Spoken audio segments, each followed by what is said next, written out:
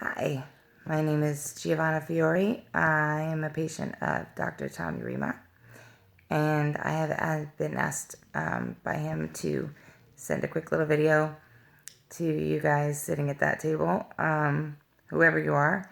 I know Dr. McMichael's name, but I don't know who else is part of this group.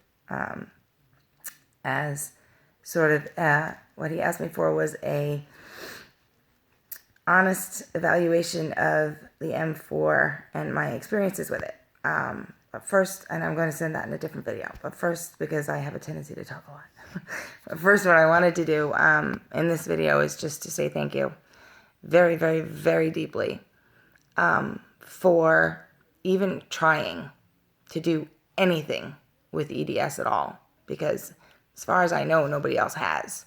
I don't know about across the world, but as far as across the United States, all that I have ever heard of in any of my pursuits to try to find any solution at all is that, we're so sorry, this is a genetic condition you can do nothing about, and you just have to deal with, the difficulties as they come to you. So if if part of your body breaks down, well, then you just have to handle that, when it happens. And if you need a surgery to fix a problem, well, then you need that surgery. But there's nothing preventatively speaking that we can do for you. You're just going to continue to slowly fall apart and break down over time. And sorry, nothing we can do about that. Well, that's not so easy to take, especially when at 43 years old, I was just diagnosed actually 2 years ago.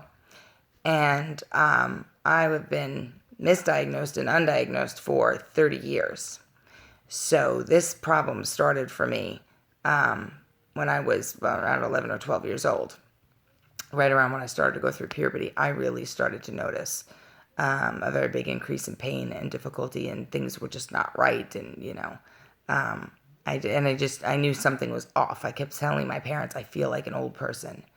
And that was the phrase I remember saying over and over again. I feel like I'm an old person. And of course, they just thought that I was being a hypochondriac, of course, as has happened quite a few times over the years.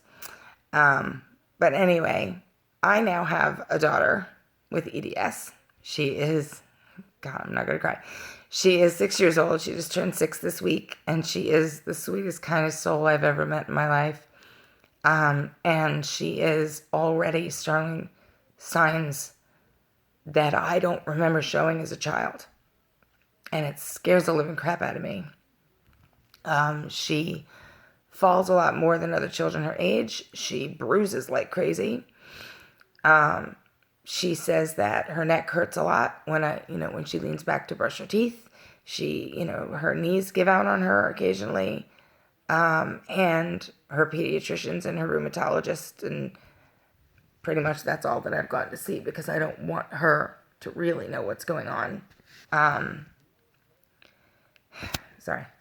My kids have seen me hurt their whole lives, and so I don't want them to know that she has it. I have 3 little girls, and my middle child is the only one that has it as far as we know so far. My oldest child does not have it. My youngest, we don't know yet. She's too young to test. My middle child came up with alopecia at some point, and so because it was an autoimmune disease, they sent us to a rheumatologist, and then she did the Bendy test on her, and then gave her a Bateman score and said, yes, she has it. And so, anyway, because she's so young and showing signs, much younger than I did, that scares the living hell out of me. And so the fact that there is a room full of doctors right now that are watching this video that are even trying to do anything about this disease just blows me away. And I just wanted to say from the bottom of my heart, thank you. Because there are so many people across the world who've just given up on their lives, literally and figuratively, because of this, that might not have to. And I hope they don't have to. And I hope that I don't have to. And I hope that she doesn't have to. And I hope that she never has to suffer what I've gone through. And at the very least, she'll have a supportive mother who, was what I didn't have because my parents didn't know any better. But I hope that there's so much more than that for her, even than just me. I hope that she just never even has to face any of that. And my hope has always been that, by the time that I keep saying this to myself, by the time that she actually hits puberty, that's years from now. And by then, somebody will have to have come up with something, right? Maybe that's you.